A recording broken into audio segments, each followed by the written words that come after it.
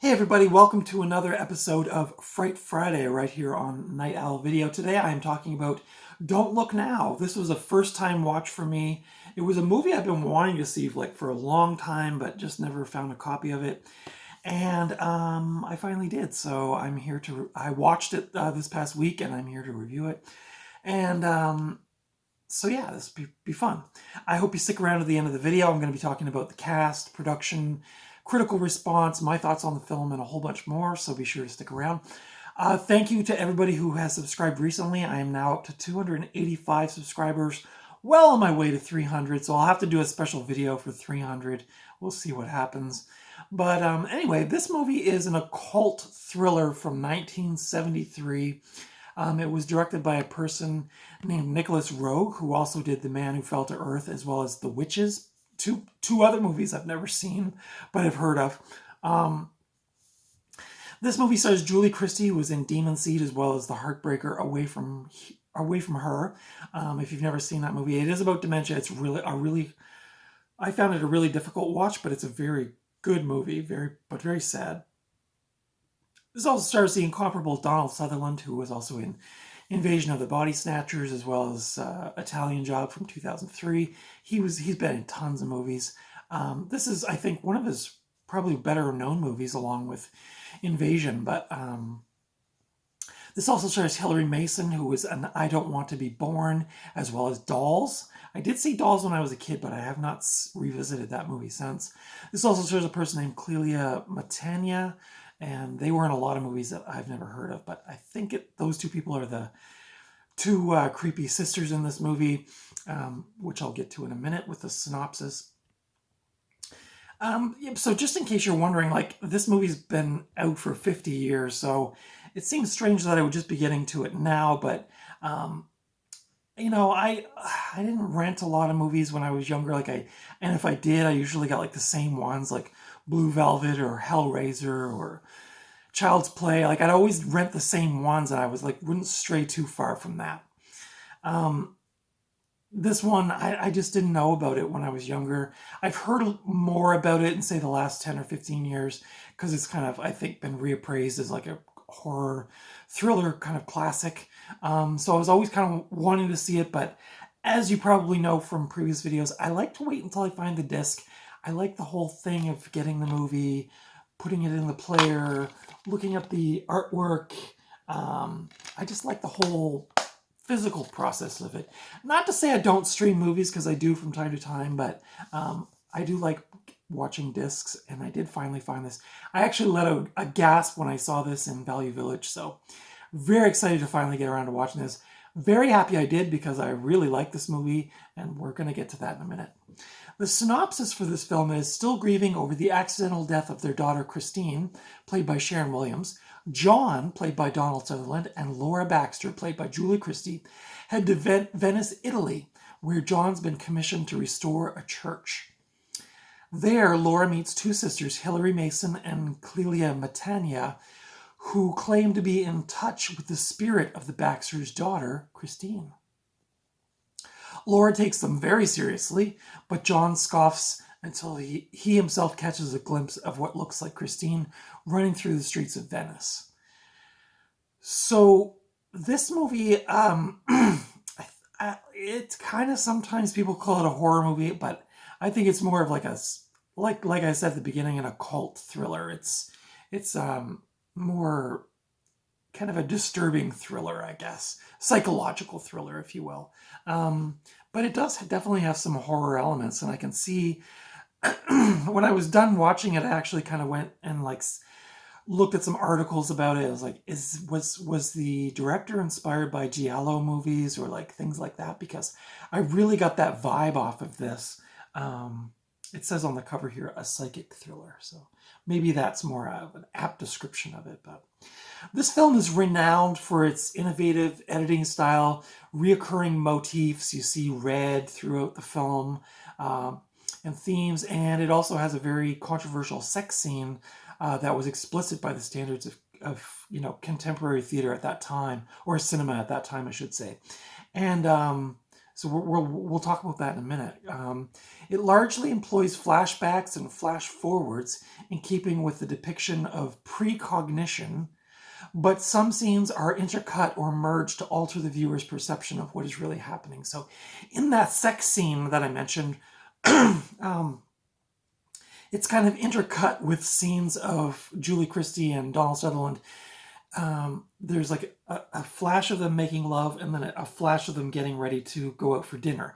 And it's intercut like that. So it causes this really cool, like almost like jarring effect when you watch it. It's you know, I don't want to sound pretentious, but like this film's a little disarming. It kind of, you think you know what's happening, and then it kind of like really goes the other way. And the way the camera shots, and I guess Roeg was known for that style. I haven't seen his other movies, but apparently that was kind of his style. It was a very jarring kind of like intercuts and things like that. So it was a little, like jarring for me to watch this for the first time because I wasn't expecting that, but I thought it was really cool. And kind of why I thought like maybe this was influenced by like giallo films, or especially with like there is like a killer on the loose, like a serial killer on the loose. And so you kind of get a lot of shots of like a knife and just a lot of mystery in this movie. I don't know about you, but I love mystery, and I love mystery in real life. And so going into this movie and discovering that that's what this was, I was really invested when I was watching this, which doesn't happen to me a lot when I'm watching movies. I mean, maybe like the first time I saw Blue Velvet or like something like that, it's like the unexpected. And I love that kind of stuff. And I feel, and I've been saying this for years, I feel like mystery has been sucked out of our lives so badly by, pop culture and everything else and social media, that like when you get a chance to experience mystery again, this is kind of that thing where I'm coming from. So I am kind of getting into my thoughts on this film a little bit early compared to usual, but I kind of feel like it was worth mentioning at this time. But yeah, so there's a lot of flashbacks and flash forwards. The film's editor, Nicholas Roeg, was intrigued by the idea of making, quote, grief into the sole thrust of the film, unquote, noting that, quote, grief can separate people. Even the closest, healthiest relationships can come undone through grief, unquote. So like, yeah, if you're going through a grief period in your life, or, the loss of a child, or like, you probably don't want to watch this movie because it is very emotional, and it's very, at times, almost confusing. The characters seem very confused. So if you're not feeling particularly strong, I wouldn't recommend watching this movie, but do recommend watching it when you feel up to it because it's excellent. Filming began in England in December of 1972, breaking off for Christmas and resuming in January of 1973 for 7 more weeks in Italy. Roeg wanted Julie Christie to attend a seance prior to the filming. Leslie Flint, a direct voice medium based in Notting Hill, invited them to attend a session which he was holding for some American parapsychologists who were coming over to observe him. Roeg and Christie actually went along and sat in a circle in the pitch dark and joined hands. Flint instructed his guests to uncross their legs, which Roeg subsequently incorporated into the film. So there was some and this is another thing I love about researching this movie, is that, kind of like, Eggers there that did like The Witch, like really putting a lot of research into the movie before you actually make the movie.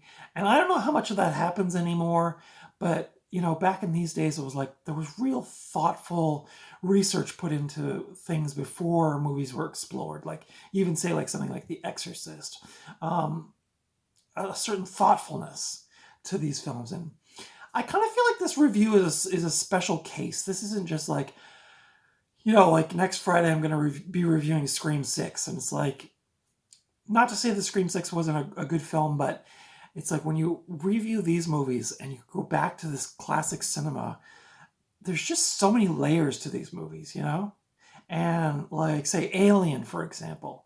I love documentaries about movies and like learning the whole process and stuff like that. And I find like with these older movies, there's such great backstory and research and thoughtfulness put into it, and you can really feel it come through, especially even with like a movie like this. So, shooting the opening sequence where Christine drowns, which is these two's child, it was apparently particularly problematic. Sharon Williams, the little girl who played Christine, became hysterical when she was submerged in the pond, despite rehearsals at a swimming pool going fairly well.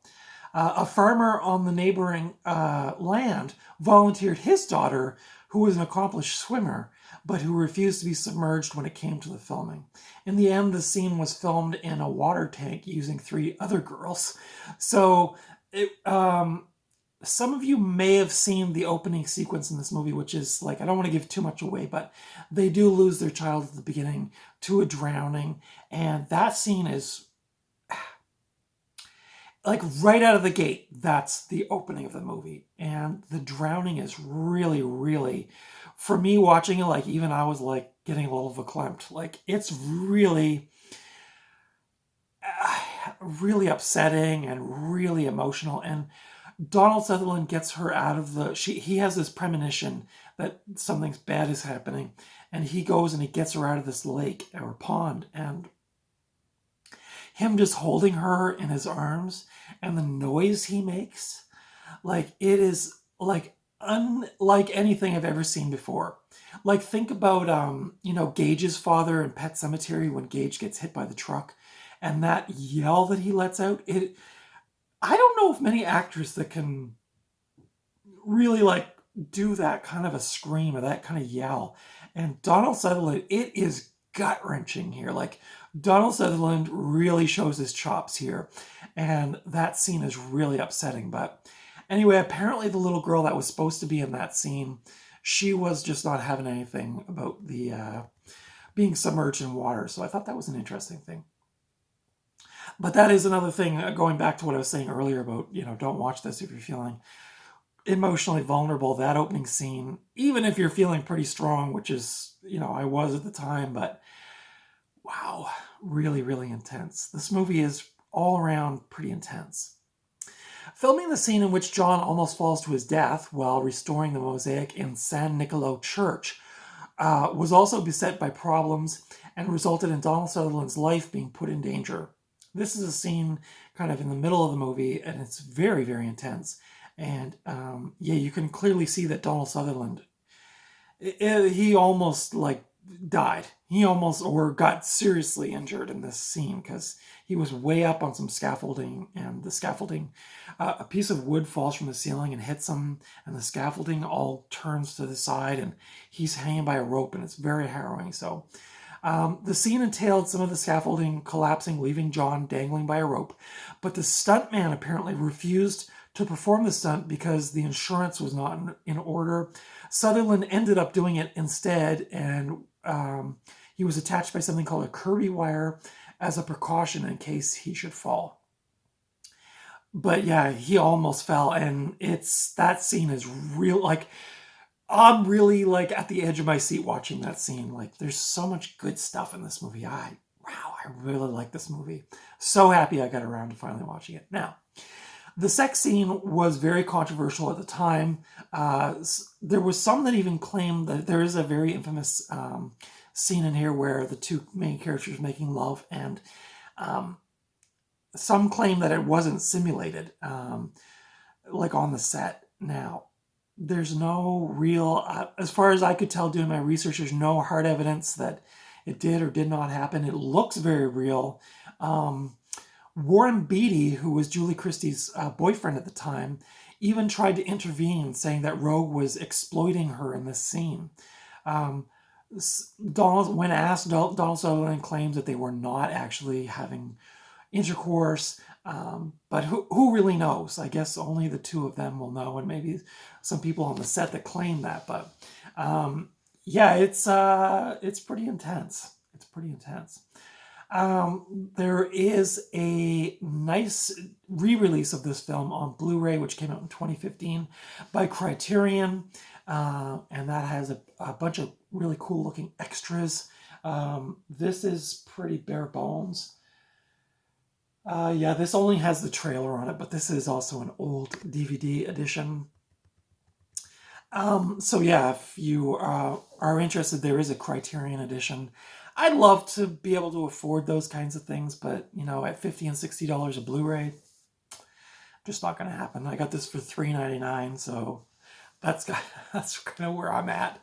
The critical reception for this film is that it got generally good reviews from critics at the time of its release, many praising the acting, which was really, really good, and the atmosphere of the movie. This currently has a 94% on Rotten Tomatoes.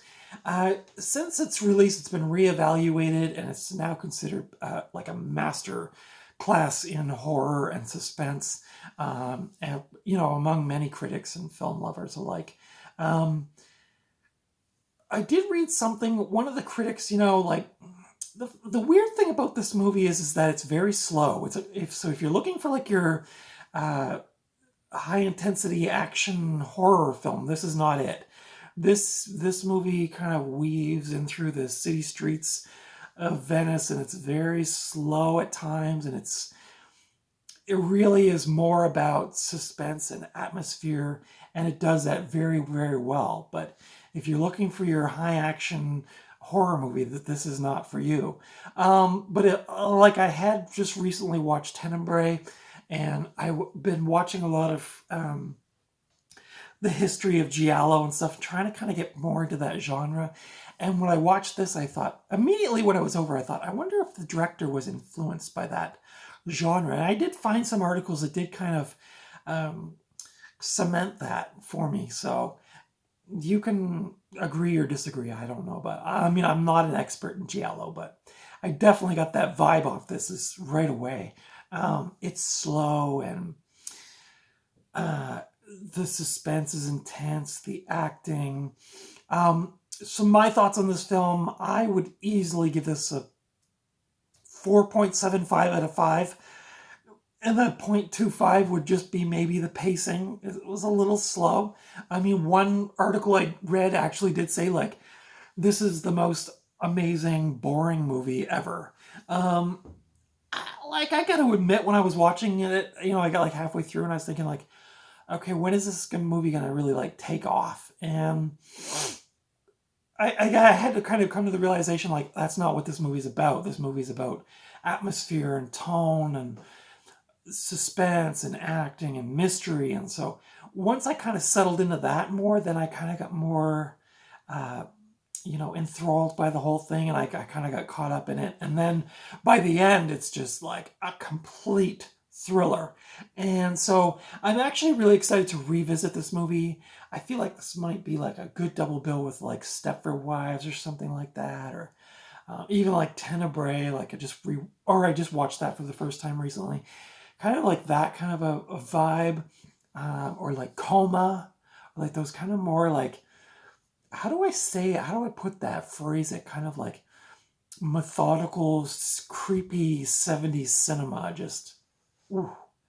But yeah, the acting is great in here. Like I said, Donald Sutherland, that opening scene with Donald Sutherland, that just got me like right out of the gate. I couldn't believe what I was watching, because I had seen that clip in like, you know, clip kind of videos and stuff, but I didn't know where it was in the movie or what it actually was about. And to see it like right out of the gate, I was like, oh my God, that's intense. Julie Christie's also very good as kind of like the, you know, or like Rosemary's Baby maybe, or something along those lines. Like, just like she doesn't kind of know what's going on, but she wants to believe that these sisters have seen her daughter's visage, and like, you know, Donald Sutherland doesn't believe her, and or like What Lies Beneath maybe, or something. I'm thinking of all these other movies that kind of like I feel this movie inspired, but yeah, this movie is so good. Soundtrack was really good. Trying to remember if, yeah, I didn't get who did the soundtrack, but anyway, I would highly recommend this movie if you've never seen it. If you love a slow burn thriller with excellent acting, spooky atmosphere, set in, you know, Venice, which is like the streets are along the water, and it's very like there's parts of the movie where, you know, especially near the end, they're like wandering through streets. Or it kind of, I guess that actually kind of happens throughout the movie, but it's very like disorienting when you're watching because you don't know where they are, and you kind of, I thought to myself like, how do they even know how to get back to their hotel and stuff? And Eyes Wide Shut might be another one. I'm just trying to think of like other movies that like make me think of this, or like we're clearly like influenced by this. But this is the bare bones Paramount DVD edition from 2002. The movie came out in 1973. It's color. It's 110 minutes. It's rated 18 in Canada. This is a Region 1 DVD. This was part of Paramount's 90th anniversary. The special features are widescreen, which is really, I mean, I guess back then that was considered a special feature. It has Dolby Digital audio and a theatrical trailer. Let's see. Based on a story by Daphne du Maurier, who I'm not familiar with, but some of you might be. Produced by Peter Katz, directed by Nicholas Roeg. What else can I say about this movie? We can have a look on the inside, which I kind of already showed a little bit, I think. But, you know, nice packaging, even though it's just your bare bones, early 2000s DVD. Interesting choice of facial expressions on there. I keep rubbing against the back of this leather chair. It's making noises. This is just the chapter list. I don't know why they chose those images of the actors. Especially Julie Christie's facial expression. I'm not sure what's going on there, but yeah, it's a bare bones edition, nothing fancy, but it played great. The disc was in pretty good condition. Oh, there's, I don't know if you can see that on the back. That's the scene with Donald Sutherland dangling from the scaffolding. That scene was also really intense. A lot of intensity in here, so. I forgot to look up where you can watch this, but I don't know. It's hard to say. A lot of these older movies are getting harder to find. In fact, I was thrifting yesterday for movies, and I started talking to a person at the thrift store, and that person was saying that they were looking for Bill and Ted's Excellent Adventure because they wanted to show it to their teenage sons, and said they couldn't find it on streaming. And I was like, you see, this is why I'm... Mm-hmm. So if you have favorite movies, and this is just an aside to this review, but if you have favorite movies, you know, and you see them out used for cheap, grab them, because sometimes you just can't find these ones on streaming, and it's a bummer because, you know, it's not like you can go to a video rental store anymore and rent a movie. So kind of in a weird time, I guess. So everyone's going to streaming, everyone's dumping their video and DVDs and VHSs and Blu-rays, and gosh, I'm even starting to see 4Ks in the thrift stores now. So just a weird time, but anyway, highly recommend this if you can find it somewhere. I've been thrifting for 3 years, and this is the first time I've seen a copy of it, so I don't know how common this is, but if you can find it on streaming or on YouTube or something, highly recommend this. Have you seen this movie? What are your thoughts on this movie? Leave it in the comments below. Consider giving me the thumbs up if you like this kind of content or this review. Consider subscribing to my channel if you haven't already. You can follow me over on Instagram at Night Owl Video. And yeah, so this past Wednesday, I just want to make sure I'm doing a lot of pre-recording of videos weeks in advance, so I'm afraid I'm going to get confused. But yes, this is Fright Friday. This past Tuesday, I did put out a this past Wednesday, I did put out a thrifting haul, which this is in.